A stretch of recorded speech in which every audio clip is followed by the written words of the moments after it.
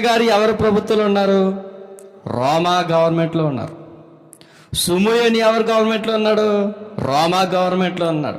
అంటే దేవుడికి అర్థమైంది ఏంటంటే యేసుక్రీస్తు వారు రాక జరగాలంటే ఏ ప్రభుత్వంలో జరగాలి? రోమా ప్రభుత్వంలో జరగాలి. ఇది ఎప్పటి ప్రవచనం?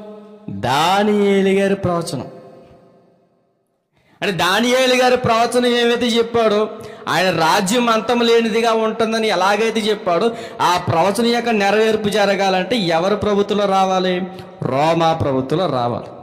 అప్పటికి వీళ్ళందరూ కూడా పండిపోయారు. ఎవరెవరు? సుమయేని గారు పండిపోయారు, అన్నా గారు కూడా పండిపోయారు.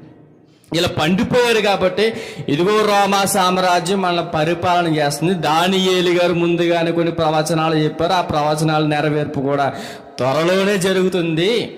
మన లోకరక్షకుడు ఈ భూమి మీదకి తొందరగా రాబోతున్నాడనేసి సుమోయేని గారికి, అన్నా గారికి అర్థమైంది.